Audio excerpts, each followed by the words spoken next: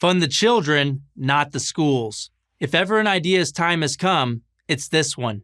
What does it mean? It means parents decide where to send their children to school, not the government. A radical idea? Hardly. The federal government already gives money to college students in the form of Pell Grants. The student decides which college he or she wants to go to, not the government. The same is true with the GI Bill. The veteran decides which school he wants to give his scholarship money to, not the government. Taxpayer-funded pre-K programs such as Head Start follow the same model. Parents decide, not the government, which preschool they want their child to attend. We don't force low-income families to spend their food stamp dollars at government-run grocery stores. They can go anywhere they want: Walmart, Target, Safeway, or any other similar store. The time has come to apply the same logic to K-12 education. It's hard to believe that we haven't done it before now. Fund the children, not the schools. The money is there. Data from the U.S. Census Bureau indicates that public schools spent about $16,000 per student in 2019. For some perspective, data from Private School Review shows that average private school tuition is about $12,000 per student per year. So why is K-12 education the outlier? As we have seen in virtually every other area of life, parents choose how to spend their money, even when the money comes from the government. But for some reason, parents aren't allowed to decide the best K-12 school for their children. Choice is the norm for pre-K and higher education. Why not for K-12? Well, there is a reason. It threatens a special interest, a very powerful one: the teachers' unions. The unions argue that giving educational funds to parents steals money from public schools. But where did the idea come from that the funding belongs to the public schools in the first place? That's right, the teachers' unions. The truth is the opposite.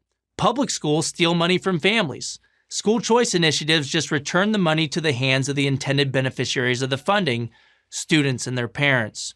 Allowing families to choose their grocery store doesn't steal money from Safeway.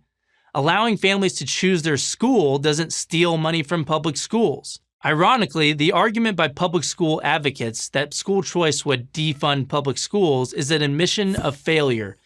Given a choice, a vast number of Americans would prefer almost any other school to their local public school. But right now, there are few options for parents to express that dissatisfaction. Homeschooling is an option, but many parents believe, rightly or wrongly, that they can't do it. A private school can be another option, but it may not be financially feasible. This gives unions tremendous leverage. We saw how they used that leverage during the COVID crisis. After a school year of lockdowns, most private schools fought to return to in-person learning. The teachers' unions did the opposite. They fought to stay out of the classroom. If parents had the power to say, bye-bye, I'm taking my child's education dollars elsewhere, the situation would have been much different. The teachers' unions know this, which is why they scream bloody murder every time the word choice is even mentioned. Here's the irony. You might even say tragedy. When faced with competition, public schools do, in fact, up their game. 25 of 27 studies and the latest peer-reviewed meta-analysis on the topic find that private school choice competition leads to better outcomes in public schools. For example, a study published in May 2021 reveals that increased competition from expanding private school choice in Florida improved academic and behavioral outcomes in nearby public schools. This is not advanced calculus. In every area of life and commerce, competition invariably leads to a better product. Satisfied customers return, unsatisfied customers do not. One silver lining of the COVID crisis is that families have seen the light being the need for choice. A recent nationwide survey from Real Clear Opinion Research found a 10 percentage point jump in support for school choice, from 64% support in April 2020 to 74% in June 2021. It's worth noting that support increased 11 percentage points among Democrats, 59% to 70%. How many public policy ideas have this level of support? And here's one more irony. The teachers' unions get a big share of the credit. They overplayed their hand. In doing so, they have awakened a sleeping giant: parents. There's no turning back now.